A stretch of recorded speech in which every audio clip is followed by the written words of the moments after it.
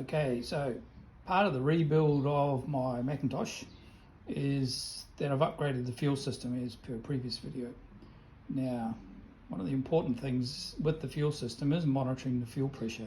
And that's important because one, you've got to make sure that the fuel's being supplied to the carburetor, which has the usual low speed, high speed adjustment that the original carburetors come with.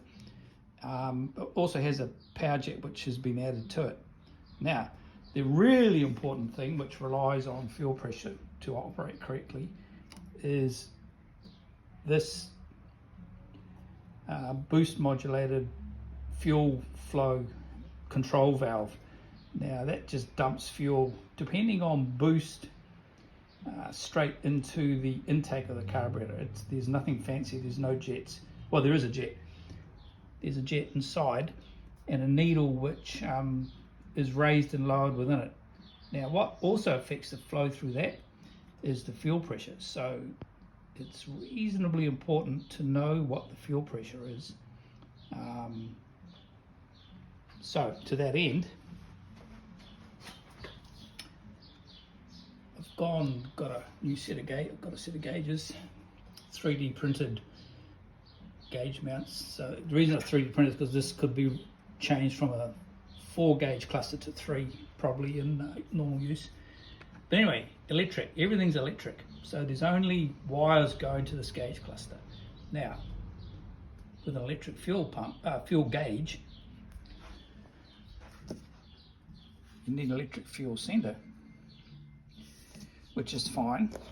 The little kit comes with all the cables and everything you might need, including an adapter to put in the fuel line. Now this is stainless steel.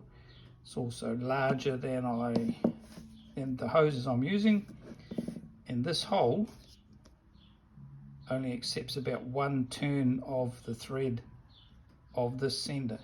Now this all came in the one kit, so it's not like I've got bits that don't match. This just hasn't been made properly, which won't be surprised when you know where it came from. And that looks quite good. So what I've done is made an aluminium one. So the ends, the barbs are the correct size for my fuel hoses. This thread, I actually drilled it down far enough so I could actually tap the thread in the correct distance. So this actually screws in there. So not only is it aluminium and a whole heap lighter than this one, the thread actually goes in a fair distance, which allows the sender to be screwed in properly. And the barbs, I've shaped them so that the hose can go on, but when it's clamped, it's difficult to pull off as it is. Surprisingly, it doesn't look like there's much of a barb there, but each little groove is tapered so the hose can slide over it, and it's got a real sharp edge to stop it pulling back. So pretty happy how it came out. It's quite embarrassing how long it took to make. I've fitted the little adapter and the sender, so it's here. This hose comes from the pulse chamber that's I've designed to reduce the pulsations from this pump. So this is the outlet of that pulse chamber going up to the regulator. So anything on this side of the pump and before the outlet of the regulator is all at the same pressure. It goes into this one chamber on the pump and gets distributed out. And when this chamber gets above a pressure, it vents fuel out the bottom and back to the tank.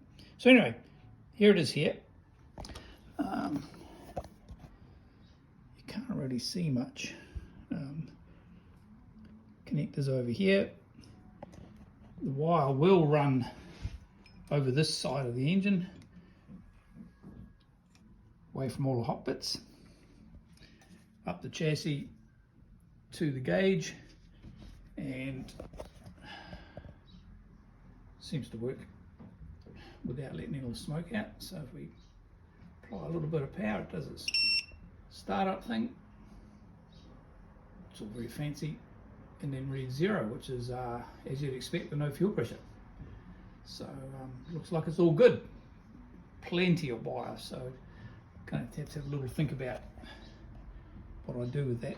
The power wire is easy enough, but the signal from the sensor is just another issue.